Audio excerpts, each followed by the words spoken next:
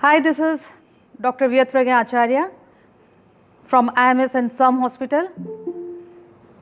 Today we are taking up DNA metabolism, not the entire thing.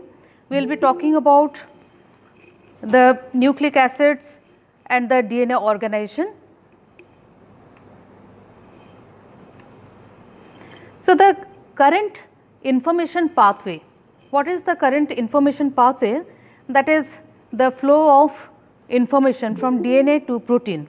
Actually, what we are all proteins and proteins everywhere.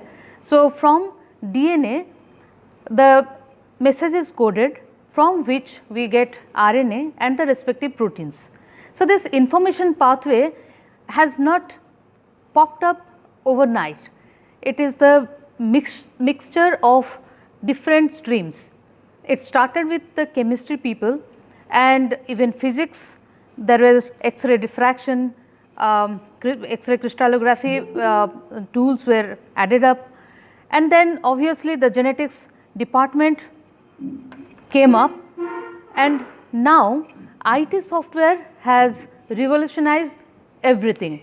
So, we can get real time of everything, that is the diagnostics are being run, and we are also getting the right hand information right in front of us. So, that is the real time information.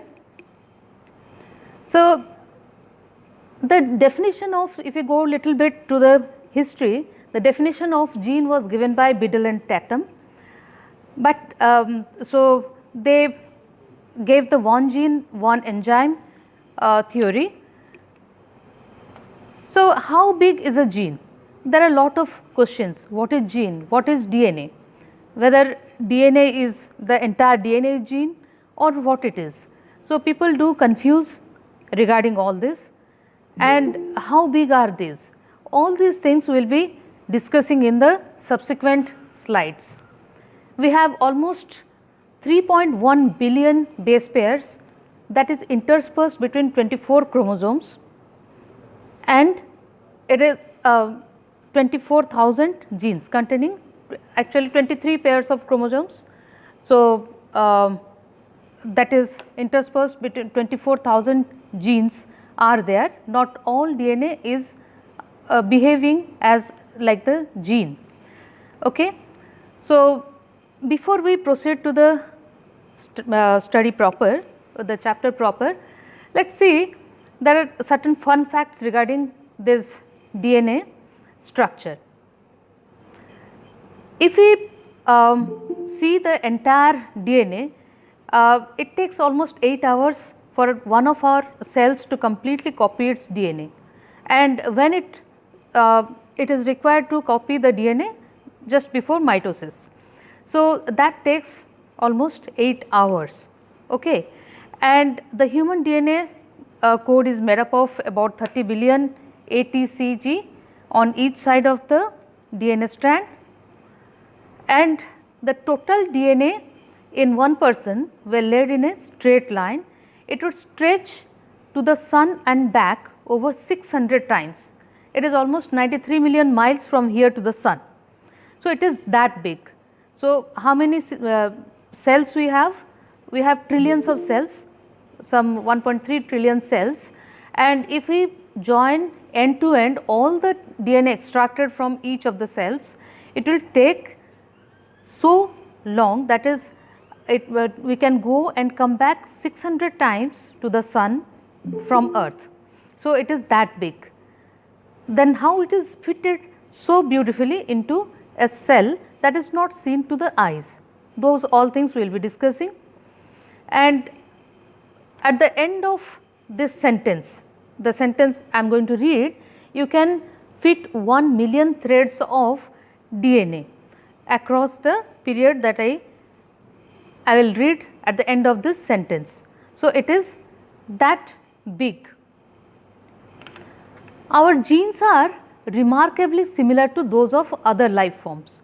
For example, we share 98% of our genes with chimpanzees, 90% with mice, 85% with zebrafish, 21% with worms, and 7% with a simple bacterium such as E. coli. So, the next time your friend or somebody gives you a gali, Gandhi nali ka kida, yes, I am a kida by 21%. You can tell your friend, छाती ठोक के बोल सकते हो. And 98% of our genes are matching with chimpanzees. So, as the saying goes, chitta kapi, we are also like really like monkeys. Our mind jumps like monkeys. And what type of monkey it is? It is a dusht monkey, it is a very naughty monkey. And this monkey has drunken some mahuli. What you say? Mahul flowers, nectar it has drunken. So, it is a drunken and naughty monkey which is jumping from here to there. So, while I am teaching you, your mind might be jumping from here to PUBG, to your hostel, to USA, to UK, to NDTV and where not. So, gather your mind, practice how to gather your mind. So, that is how we are, that is why we manifest certain animal characters also in our behavior. So, as and when we culture our soul and our behavior, we keep on evolving or we keep on developing ourselves. So, that is the beauty of nature. There is a highest point in King's Park known as DNA Park, and this is inspired by the double helical model of DNA, and you can see how beautiful it is. So, James Watson and Francis Crick, these are the two very common names you have been reading in your biology classes. They found out the structure and you tell it as Watson-Crick model of DNA. But wait, it is not them only. No research in scientific field is contributed by a single person or two persons. It is usually a teamwork. Maurice Wilkins and the unsung heroine, that is Rosalind Franklin, they actually first from UK, Oxford University, they contributed the initial lead. From X-ray crystallography picture, they could say that it is not a globular thing like protein, because earlier people used to think probably it is same as a globular protein.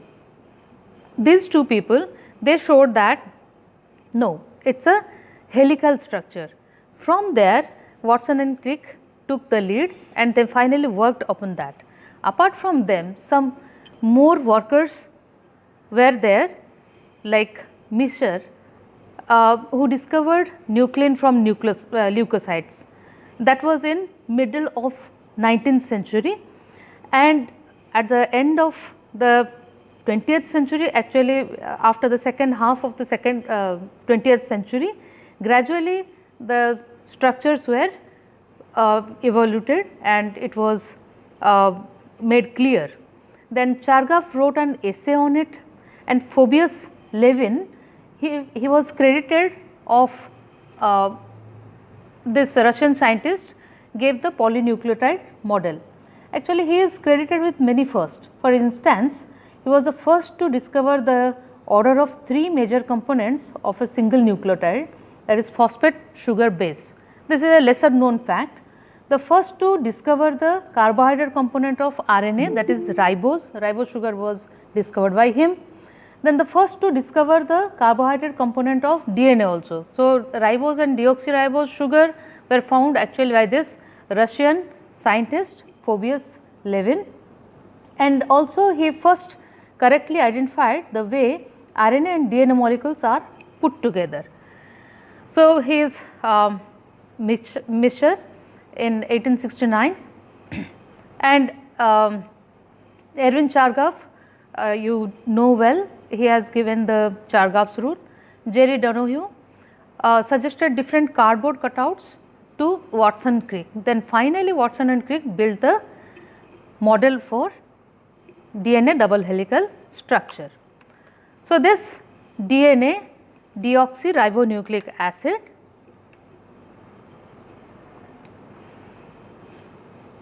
as the name suggests, already we have seen this, that it consists of a phosphate group, sugar, deoxyribose and nitrogenous base. To the C1 component of the ribose sugar or deoxyribose sugar, the nitrogenous base is attached. Okay. So, this is the polynucleotide form. So, now here some confusion arises, in which form these nucleotides actually get attached or form a polynucleotide. These polynucleotides are actually in the form of NMP. I had told you in the last class, that is nucleotide monophosphate. So, many people confuse with this. So, actually there is a single phosphate and sugar, and then again it is attached to the next phosphate group of the next nucleotide, then sugar. So, this is how it is. This is phosphate sugar, and alternately it goes on, and this is the backbone that is made up of the sugar phosphate alternating arrangement, and the nitrogenous bases they jot inside. So, this is how the polynucleotides are made. Sometimes we use also a term oligonucleotide. So, when it is oligonucleotide, it is if it is less than 50 nucleotide put together. So, more than that it is a polynucleotide structure. Fine.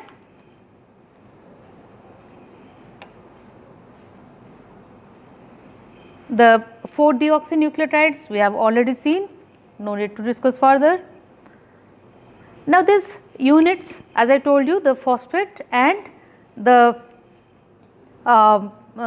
sugar group, they how do they combine? They combine with 3-5- phosphodiester bonds. Now, 3-hydroxyl group of one sugar is combined to 5-hydroxyl of another sugar through a phosphate group. So, this is nothing to do with the 5-3- polarity. Remember, here it is not about that 5- to 3- polarity, but yes, here also 3-hydroxyl of one sugar is being combined to the 5-hydroxyl of another sugar. Okay. Now, as I told you, the bases jot inside, and the sugar phosphate skeleton gives somewhat structural stability also, or kind of scaffolding. Fine. And this sequencing of nucleotides are of paramount importance in genetic code, that you already know. So, that we will be discussing in subsequent classes.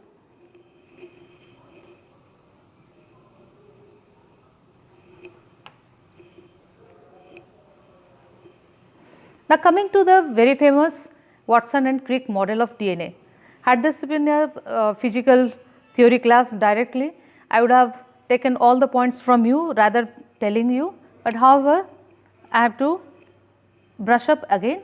It is a DNA double helix compared with a ladder whose rungs are made up of, the legs of the ladder is made up of sugar and phosphate backbone, and the rungs are made up of the nitrogenous bases. So, very beautifully, very easily you can remember this. Coming to Watson-Crick model, it is a right-handed double helix. So, we are talking about a standard physiological form of DNA. It is a right-handed double helical structure. The base pairing rule is followed with their complementary strands. Now, they are not equal, but they are complementary, like a lock and key. So, they fit in well, and we have seen earlier, we have read that A to T, that is adenine to thymine and guanine to cytosine, they combine, and Chargaff's rule, this is known as Chargaff's rule.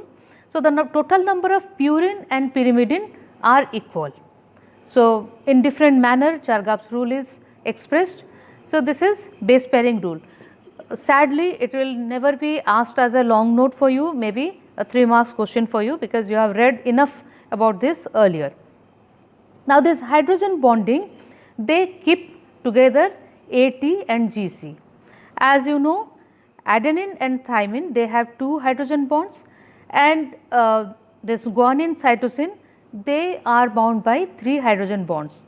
However, these hydrogen bonds actually do not contribute much to the strength, rather some other interactions, they hold these 2 strands together in a stable position. So, this is about the hydrogen bonding. Now, what does this indicate? AT is having 2 hydrogen bonds. So, wherever there is a AT rich region, they are the weaker points, and all the damages or the separation of the strands start from these AT rich regions. Wherever there is more stability required, definitely it will be a GC rich region. So, that is the significance of this hydrogen bonding, and these 2 strands are antiparallel. Each strand acts as a template for the synthesis of the opposite strand during synthesis. So, each of them will give one new strand. So, that is known as semi conservative replication, that we will take up in the next classes, subsequent classes. Then the pitch. What is pitch? It is 3.4 nanometer or 34 angstrom, that is from starting, it is in a helical manner. So, starting from one point of the spiral to the exact same point of the next spiral, it is known as pitch. So, in one turn there will be 10 base pairs. So, the adjacent bases, they stay 0.34 nanometer apart. And if you see a standard DNA, the width of the between the 2 strands is 20 angstrom. The obtuse angles they form, they are the minor grooves and a smaller space where less things can be accommodated, and this larger spaces, they are usually the acute angle portions are the major grooves. So, what are the importance of this major and minor groove? They cater or they store certain proteins, those are required for the different processes like DNA replication or transcription. So, they are very much important from that aspect. So, DNA is not only about DNA, it is about lot of proteins, even some amount of RNA, that we will see in my subsequent slides. So, these minor grooves measure around 0.6 nanometer, whereas the major grooves 1.2 nanometer. Then Tm. What is Tm? This is the melting temperature of DNA, the temperature at which half of the DNA is denatured. Denaturation means what? Separation of the 2 strands. Then annealing. Annealing is renaturation, and they have a very strong cohesive force between the 2 strands. So, unless until they are separated with a very high force or heat, they are not separated, they tend to come back and renature. So, if they are not fully damaged, they will always try to get back. So, that is known as annealing. Then they stay in supercoils and negative supercoils. So, you can see in this picture that this coiling and negative supercoiling. So, this coiling you can understand if we are twisting a rubber band.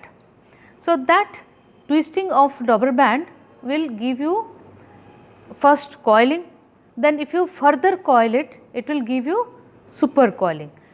If you try to open it, then it will be further twisted in a reverse manner, which is known as negative supercoiling. So, this phenomenon we can see during the DNA replication process, again we will come back, and who or which enzyme protects or prevents formation of this supercoiling and negative supercoiling, that also we will see. Now there are two terms, euchromatin and heterochromatin.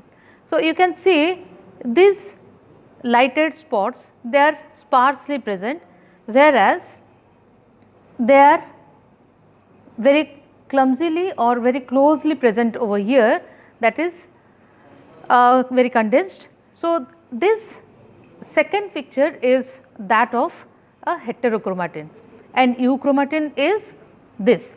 So what do you mean by this? U means true. So this true means these are the sites where actually the processes, different processes like replication or the basically transcription begins. So these are the places where other proteins or enzymes will come up, and these are the beginning sites where the transcription process starts. And heterochromatin, they are mostly the regulatory regions, and they have their own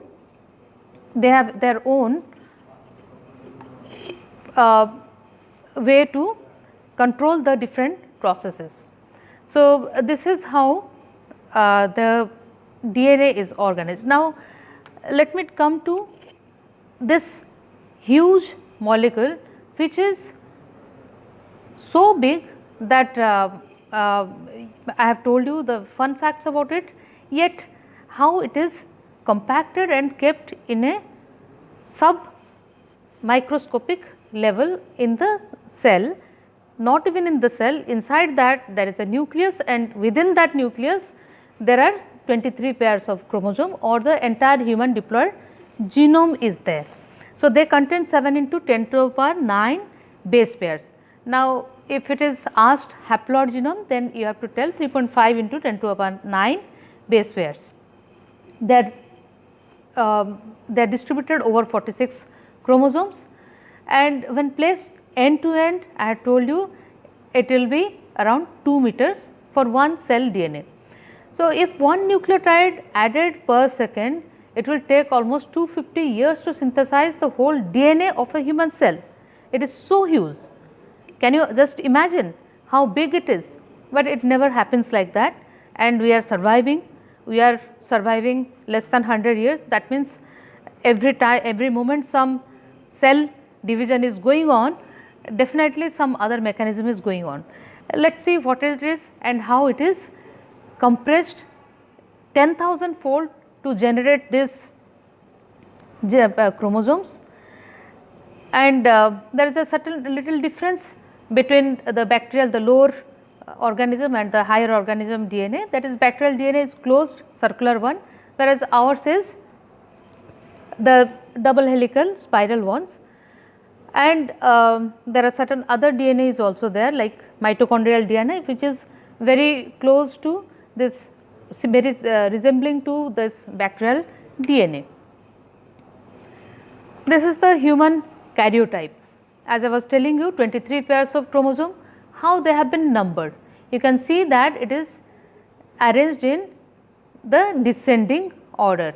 As per their size, they have been named. So finally 22 is the smallest, 1 is the longest, and XY. Which one is longer? X. Y is smaller. So any hints towards that? So not to make you fight who is great, who is not. Let us see how these chromosomes are formed. So if you take a metaphase chromosome, a small chunk, then if we enlarge it, we can find the condensed loops.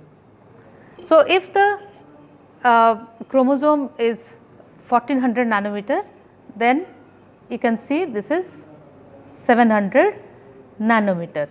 These are the condensed loops, and where they are attached, they have a chromosomal scaffold. When they open up, they have a chromosomal scaffold, and over that the non-condensed loop is arranged. If we go little deeper or further will enlarge our vision, then we see 30 nanometer chromatin fibril composed of nucleosomes. Now, what are nucleosomes, that we will see, but let us see further if we scan it, further if we enlarge, what is our vision, that is a beads on a string appearance of what? This is the DNA wound over a histone core, that is the protein, and that is the each unit is known as a nucleosome. Now, this histone core is a protein core over which the DNA is wound over, the naked DNA is wound over, and in between there will be some free DNA that is not attached to the histone. So, these are known as linker DNA. So, this nucleosome may come as a 1 or 2 mark question. So, what is this nucleosome, that we will see. Now, this histone octamer, this chromosome is made up of 2 chromatins, and each chromatin is made up of a DNA plus histone proteins, non-histone proteins, and some amount of RNA also. So, DNA contains some amount of RNA. If a yes no type of question comes, then you can be duped with this question. Okay. Now, this DNA and RNA, they are deoxyribonucleic acid, so they are acid. To hold them in a stable form, we need something basic.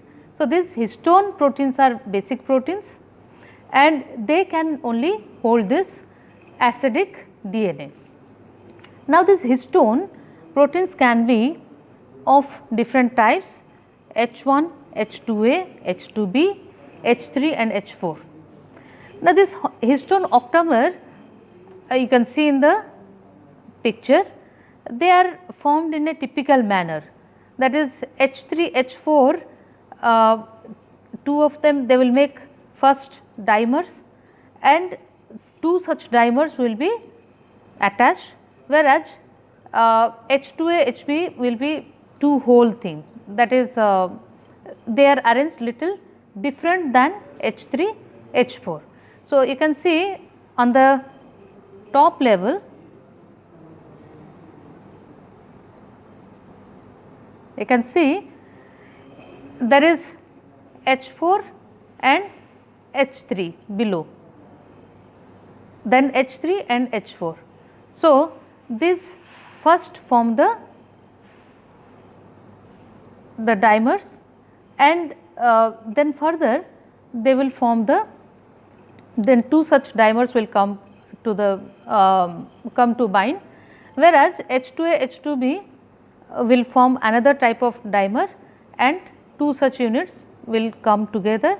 So, finally, there are 8 proteins of 2 of each of these histone proteins, and they make the histone octamer. Now, there is another H1 histone protein. So, what does it do? It will loosely bind to the linker DNA or to the nucleosome. So, that is the function of, so that way it will stay close to the nucleosome. Now, this nucleosomes, they will give the beads on string appearance. This turn of DNA is 1.67 superhelical turns containing 146 base pairs. Then these nucleosomes further twisted, now little bit tighter, and they form the solenoids. Then finally, it will become the chromatins. Then chromatins will be arranged on a scaffolding, and that will further be compressed, and we get the individual 2 chromatid bars which will make the chromosome. Now, this histone proteins, little more about this, H2A and H2B, they are lysine rich, H3 and H4 they are arginine rich. If you remember, we had read about the functional classification of and the chemical classification of amino acid. During that you might be recalling now that we have read about basic amino acid, acidic amino acid. So, lysine, arginine and histidine, and obviously histidine is also there, because as per that the name has been generated, that is histone. Okay. Now, this histone protein, it is also a protein and it has got its signal for synthesis in some or other gene. When DNA synthesis starts, the signal goes to the genetic level or the gene level and histone synthesis is increased. Then DNA synthesis ceases and histone synthesis also stops.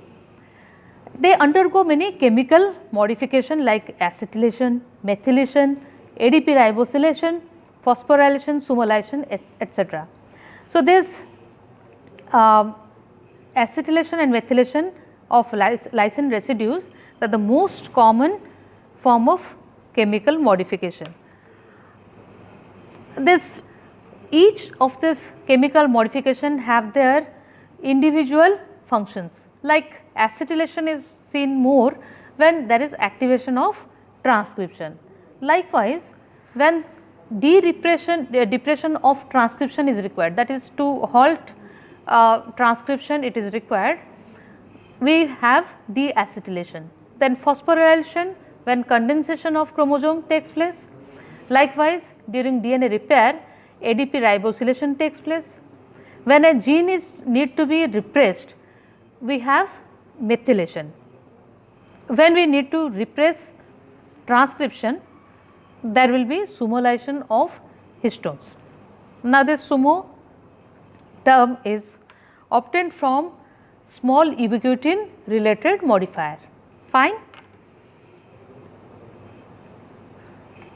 Coming to the different types of DNA, mostly we will be discussing about 3 structural forms, A2, A, B and Z, but actually there are different forms from A, B, C, D, E and Z forms. So, what are these B, C, D, E? That will not B is very important because that is the most common form, that is the physiological form. So, we will be basically discussing about A, B and Z form. Now, according to apart from the physiological form, as per the need requires, this DNA form may change. Let us see how it differs from each other. Now, this A DNA, B DNA and Z DNA. Let me first talk about this B DNA. The shape is intermediate, whereas A DNA is broad and Z DNA is narrowest. B DNA is right handed, we had spoken in we had discussed under DNA double helix structure of Watson-Crick model. So, right handed double helix. So, A DNA is also right handed double helix. Why? Because it is just a little bit alteration due to environmental factors of the B DNA. So, this is right handed, this is also right handed, but as compared to this, Z DNA is left handed. The name Z comes from zigzag. So, Z DNA is left handed and it is narrow and longer. So, obviously, the base pair per turn is 10, here it is broad, so it is 11, it is longer as well as slender, it accommodates 12 per turn, 12 base pairs per turn. Then the tilt of the base pairs relative to the axis of the molecule is 1 degree for B DNA, 9 degree for Z DNA and 20 degree for A DNA, because it is a like thicker one. Then diameter of helix is varying again. So, diameter obviously it will be highest in A DNA, and this I had roughly mentioned as 20 angstrom in the previous slides. So, exact figure is 23.7 angstrom. For Z DNA it is 18.4 angstrom because it is slender and long. Then pitch per turn is 35 angstrom, it is 25 and it is 45.6 angstrom. The major groups are quite wide in bDNA, here it is narrow and here it is almost flat, because almost it has become a slender straight line kind of thing. So, major groups do not accommodate much of the things. Then these minor groups are very broad here, the minor groups are really minor here, and here also they are very narrow. So, not much of groups in this Z type of DNA. As I told you, this is the physiological form. In 92% humidity it is obtained and it can be extracted. In high salt medium, if we process the DNA, then we can obtain this aDNA, and zDNA is an unusual DNA. Now, this A form is a metastable DNA which quickly changes to D form also. So, A form, D form are actually a little bit altered form of the B form, the physiological DNA, physiological form of DNA. cDNA, earlier it was not there, because cDNA we use as complementary DNA, but now in presence of lithium ions in 66% humidity, the DNA that we obtain is termed as cDNA. This D form has 8 base pair per turn and has got 8-fold symmetry and has a pronounced negative tilt. Just for your general knowledge, you must know about this. Then zDNA, the zigzag DNA, initially it was synthesized in the lab. It is a very transient form, but later on it was found in the body also, and it is thought that it may have some regulatory function. So, the repeating unit is a dinucleotide as compared to bDNA. Then coming to Tm of DNA, I had already described. So, this is the temperature at which half of the DNA is denatured. So, this by increasing temperature or decreasing salt concentration, we can split the 2 strands of DNA.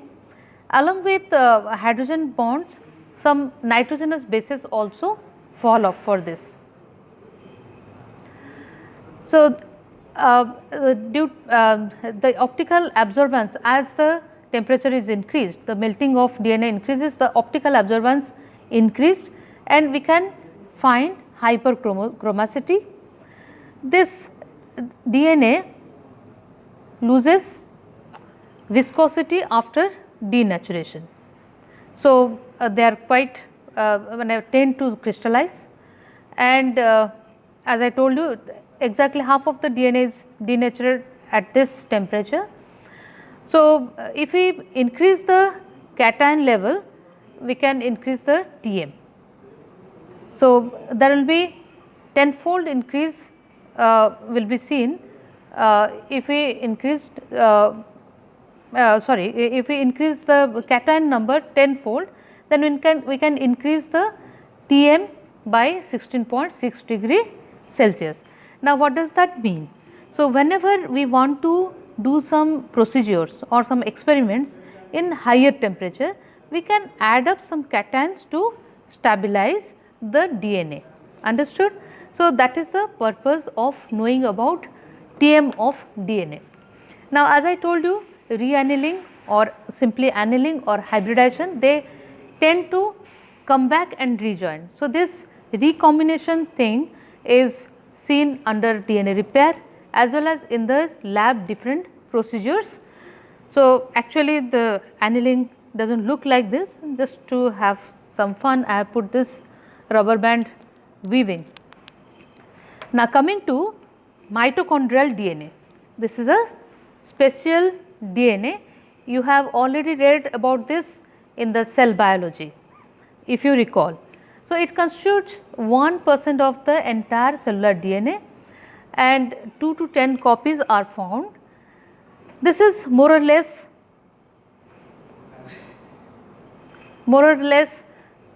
circular like bacterial DNA, but it is double stranded.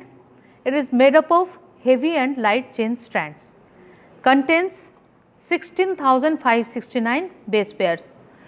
Now see, I am not the researcher or the scientist who has found this. Whatever is written in the book, I am just delivering it. So, I am just a facilitator for you.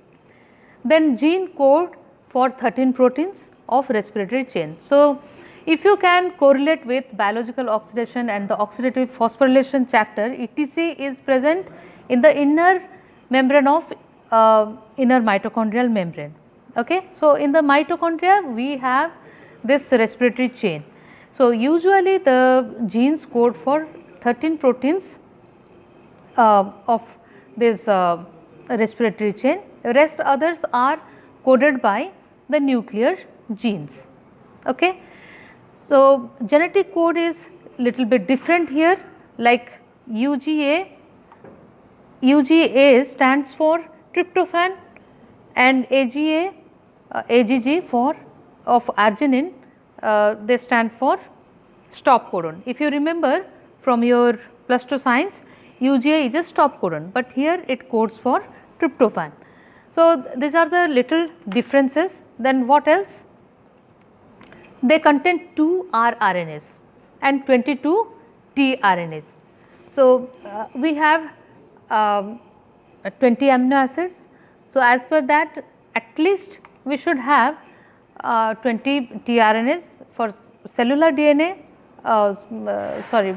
for cellular protein synthesis we have 20 tRNAs, but here it is 22 tRNAs and 2 rRNAs. The beauty or the disadvantage is there are no introns. That means all are exons, all are expressed regions. From that the term has been taken exons.